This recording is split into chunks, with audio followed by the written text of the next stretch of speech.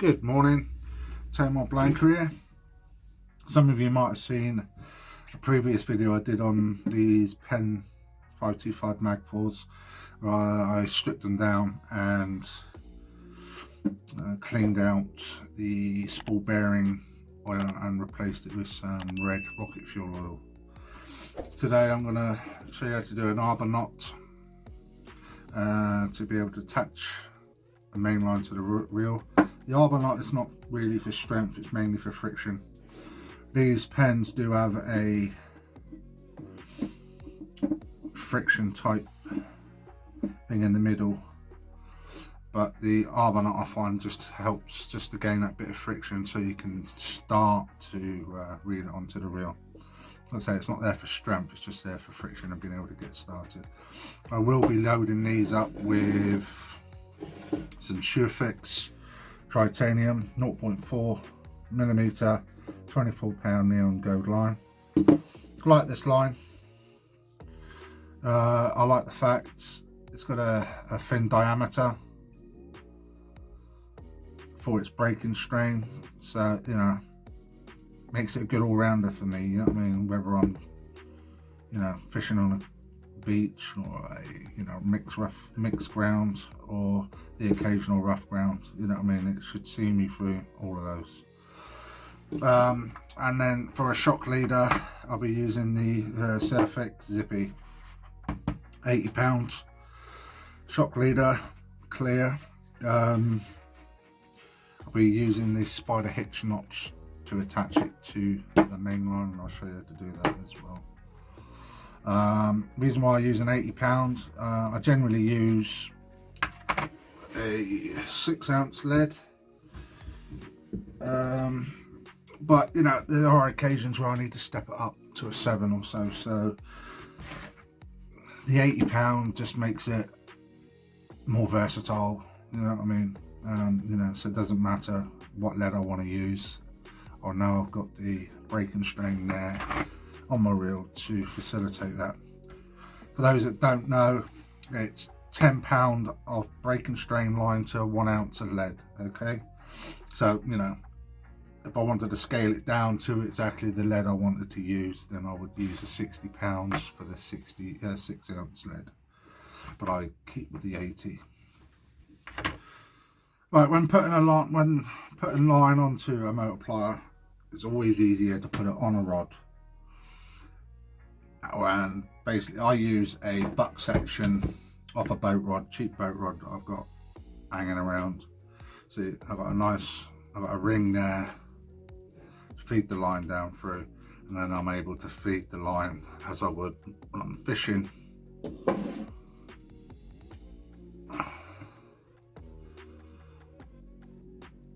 Right, I'm going to do the arbor knot now. This is a quick, simple knot designed for friction, not for strength. It just aids you to have enough friction to get the line started on the spool of the reel, and this works for both fixed spool as well. So what we do is we feed the line underneath the motor plier, back up through. Then all we're going to do is just do a simple overhand knot to begin with near the end. So just loop, pinch, back through,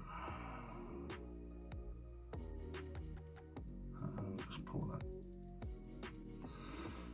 Then what we're going to do is grab both sections. Going to make another loop, pinch,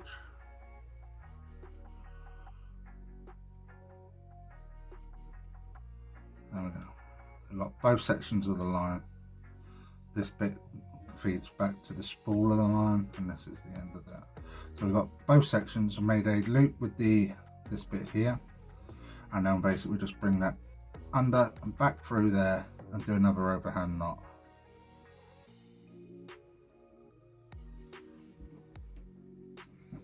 Bit of lubrication, pull that tight.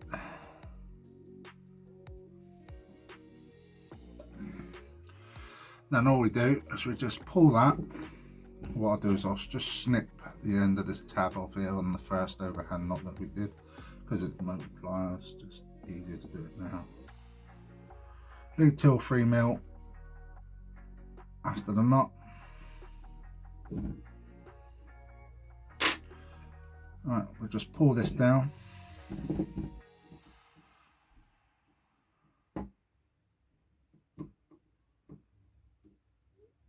Like so. And now we can now cinch that knot up so that knot meets up with that knot there.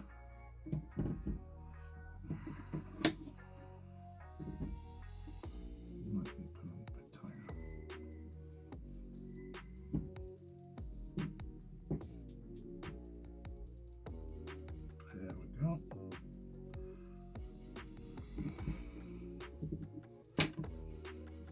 Let's give that a little tug, make sure it's all nice and tight. Like I say, this is designed for friction, not for strength, just to aid you to start off. And then basically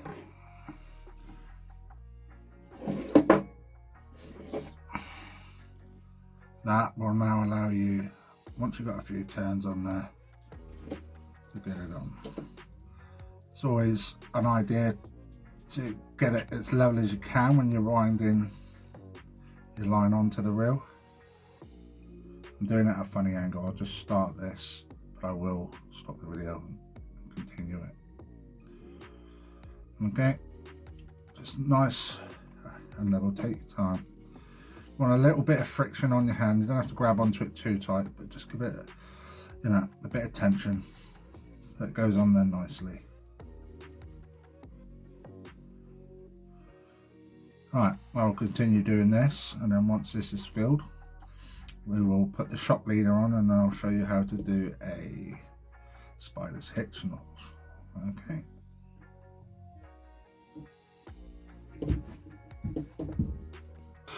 Right guys, just thought I'd quickly explain. There's on the sides of these spools here, you'll see lines, and that's where you fill the line up to. Now, I will fill this up to it's just shy of the line, so that it'll allow me also to take into consideration the shock leader I'm putting on. Okay, so like you say, I can see those lines. That's where you fill it up to. I will fill it up to about 2-3 mil, just shy of 2 mil or so shy of that line, just to allow for the shock leader. So there you go, just shy of that line, just to allow for this shock leader when I put that on.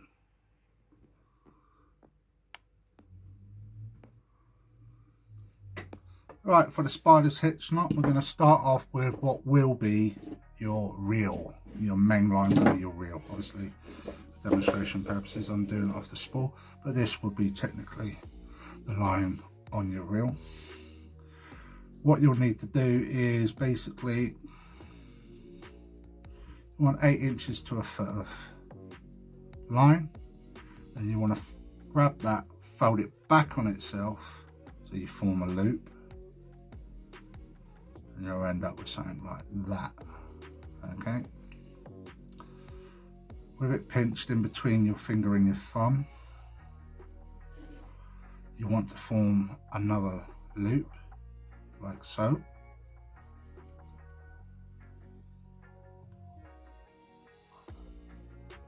And then wrap this loop around your finger and just hold it in place with your thumb 3 times. Then you take that final bit of loop, pass it through that loop,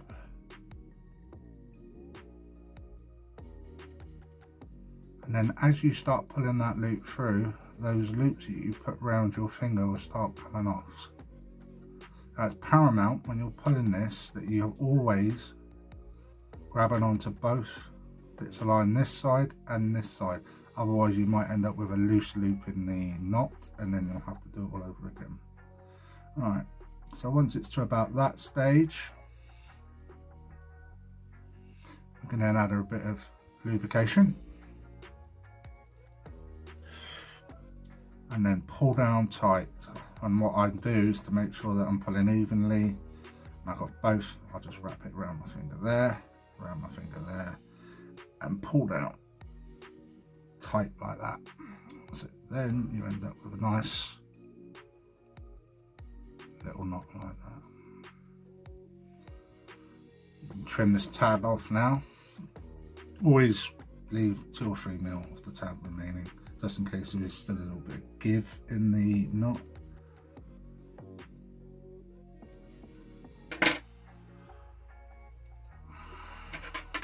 So what you should end up with now from your fishing reel, sorry, is something set up like that.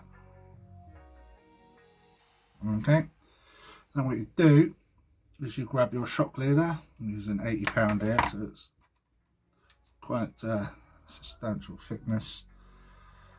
But with that on there, my finger in there, keeping the loop at that end, I grab the shock leader, just place that on top of the finger, and then move my thumb and the top finger just to grab them both like that. Then we wrap the shock leader around those 2 bits of line 4 times. And with the tab there, you need to feel that through that loop at the end there. Like so.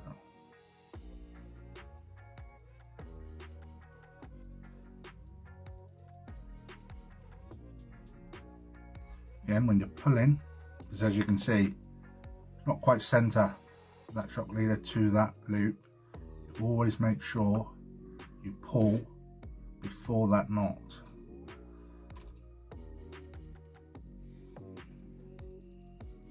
Bit of lubrication, cinch down on that knot.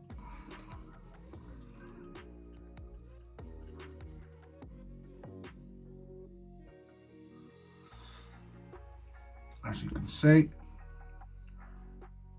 got a nice little knot there. Again, we can trim this tab off now. Like again, I said, always leave 2 or 3 mil, just in case there's still a little bit of give in the knot. There we go. What I'll do is I'll do a final lube up on both nuts, and then basically test the strength of that knot. Just wrapping it around my hands a few times up either side of the knot.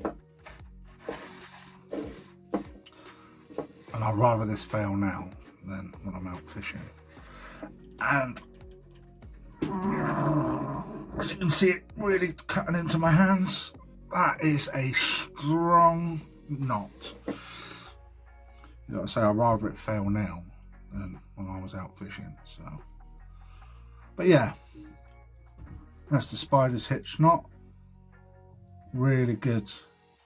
Like I say, once you've tied it 3 or 4 times, it becomes quicker, and it's a really strong way to connect your shock leader to your mono on your main wheel. Then what I do is how I gauge how much shock leader I put on. I normally put double the width, length of the rods, plus 5 turns on the reel. So that's 5 turns on the reel, and then the length of my rod times 2. And then what I do for tidiness, I'll put one of these clips on. One keeps the line tidy, so literally you can, oh, let me put a ratchet on. That's already on. So yeah, when you're finished with fishing, just go like that, pull it down through, clutch on, and then you can go away nicely in your fishing reel bag or wherever you store it, and it keeps the line nice and tidy. Plus that clip is ideal, you know what I mean? The way that I fish, that'll pass through the eyes no problem. I literally pull that out, run it out through my eyes, and then I always go with rigs already made up, and I can literally just clip a rig on depending on where at the venue, and I'm fishing straight away. You know what I mean? Like I say, that's how I do my reels. As I say, thanks for watching, guys. So I'm just getting back into fishing myself. I've had a 5-6 year break. So for some of you, you know, I might be trying to teach you to suck eggs, you know what I mean? But yeah, but it might be useful to someone out there who's just taken up the sport or is looking to expand their knowledge on the sport, you know what I mean? And you know, again, you know, I just want to share my experiences, what I learn and stuff with, you know, with such people. But if you like what I'm doing, guys, you know, please like, share and subscribe. It'd be much appreciated. Every little helps. And until the next video, tight lines.